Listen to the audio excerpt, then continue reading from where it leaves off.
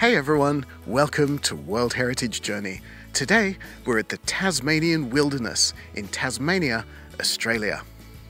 So this World Heritage Site is absolutely enormous. It's over 1 million hectares in size, and it takes up almost the entire western half of Tasmania, the island just off the southern coast of Australia. Now, it's mostly temperate rainforest here, quite unique for the southern hemisphere, and there's 7 national parks that make up the wilderness area. For our visit, we're concentrating on the most impressive Cradle Mountain that you can see behind me. Let's go.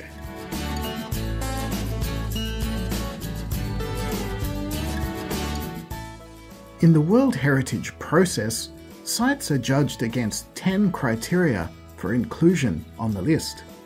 A site actually only needs to satisfy a single criteria to be added.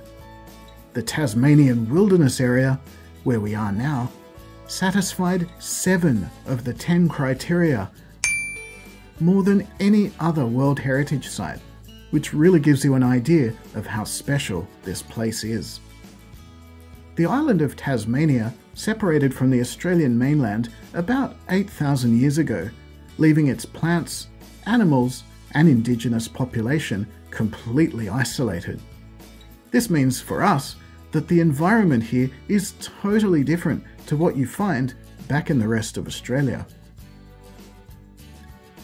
As I mentioned, the forests here are mainly temperate or cool, non-tropical rainforests, which makes them almost unique in the southern hemisphere. The only place you'll find similar environments are in New Zealand and some remote bits of South America. And when you're presented with such a huge and impressive wilderness area, it's sometimes difficult to know where to start. But for our visit, we headed for the most famous area, Cradle Mountain National Park.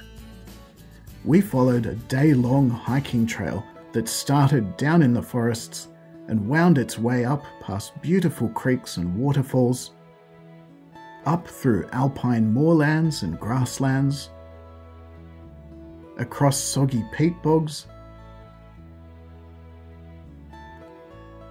and eventually up a steep rock face, finally ending at the summit of Cradle Mountain, where the views were absolutely epic.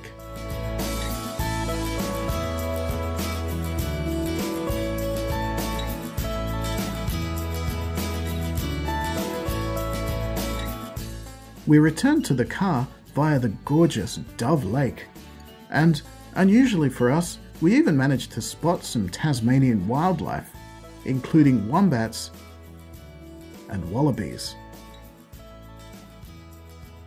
Because of the isolation here, Tasmania has some completely unique plants and animals, including the famous Tasmanian Devil, which we also managed to spot.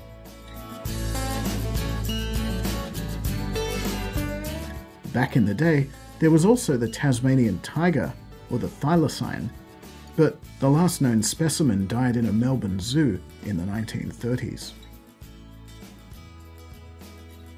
Leaving Cradle Mountain and beautiful Dove Lake behind, we headed next to Mount Field National Park, another of the 7 national parks in the wilderness. Here we saw more incredible and atmospheric rainforest, bubbling streams, and of course some amazing waterfalls thundering over Tasmania's craggy geography. It's also important to mention, I think, that the Tasmanian Wilderness area is a rare mixed World Heritage Site. It's on the World Heritage list for both natural and cultural reasons. Although we didn't get the chance to interact with any of the sacred indigenous sites, artworks, and other cultural heritage within the wilderness area, I think it's very important to at least acknowledge that Tasmanian Aborigines lived and thrived for thousands of years in all parts of the wilderness area, particularly those from the Big River Nation and the Southwest Nation. All up, the Tasmanian Wilderness is a place genuinely like no other. It truly is one of the most impressive World Heritage Sites we've ever visited, and we'd strongly recommend adding it to your bucket list.